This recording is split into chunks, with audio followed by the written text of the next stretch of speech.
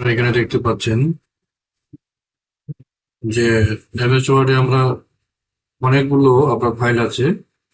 MS ওয়ার্ডে এই ফাইলগুলোকে আপনারা একটা ফাইলে আনবেন বা একটা ওয়ার্ড ডকুমেন্টে আপনারা সেগুলো নিয়ে যাবেন। আমরা অনেক সময় কি করি, সেগুলো কপি করে আবার যে ফাইলে নিয়ে যাব সে ফাইলে গিয়ে আপনারা পেস্ট করে দেই। আজকে আপনি এমন একটি পদ্ধতি দেখাবো যে পদ্ধতিতে আপনারা শুধু এক ক্লিকে মাত্র 30 সেকেন্ডে 20 সেকেন্ডে আপনারা কিন্তু যতগুলো ফাইল আছে এমএস ওয়ার্ডের সবগুলো ফাইল কিন্তু আপনারা এক ফাইলেই নিয়ে আসবেন। সেটি আজকের এই ভিডিওতে। তো আমরা চলে যাই কাজে। এখানে আপনারা যে কাজটি করবেন, প্রথমে আপনারা যেহেতু এখানে নিয়ে আসবেন, তারপরে আপনারা একটা পেজ ওপেন করবেন। পেজ ওপেন করার পরে যে পেজে সবগুলো, যখন যে পেজে নতুন একটা পেজে নিয়ে আসবেন সেই পেজটা ওপেন করবেন। ওপেন করার পরে আপনারা ইনসার্ট মেনুতে যাবেন।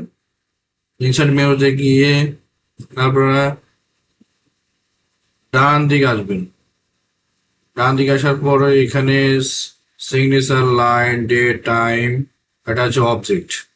আপনারা অবজেক্টের এখানে অ্যারো চিহ্নতে ক্লিক করবেন। ক্লিক করার পরে এখানে দুটি অপশন আসবে, একটা হলো অবজেক্ট, একটা হলো text from file. Text from file text from ফাইলে আপনারা কি করবেন, ক্লিক করবেন। ক্লিক করার পরে আপনার এই ধরনের একটা ইন্টারফেস আসবে। এটাতে আপনার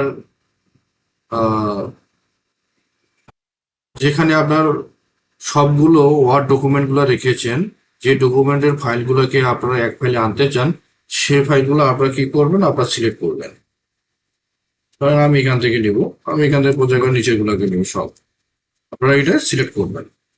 সিলেক্ট করার পরে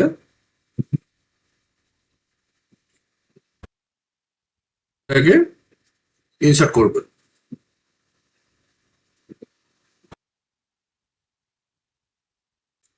তারপর ইনসার্ট দিবেন। দেখেন আপনার এখানে সব ডকুমেন্টগুলো কিন্তু এক ফাইলে চলে আসে। আমার সবগুলো ডকুমেন্ট আমার এক ফাইলে চলে আসে। এই দেখেন, আপনারা এইভাবে আপনাদের সব ফাইলগুলা এক ফাইলে আপনারা নিয়ে আসতে পারবেন বা মার্জ করতে পারবেন। এই ছিল আজকের এই ভিডিওতে। তো ধন্যবাদ সকলকে।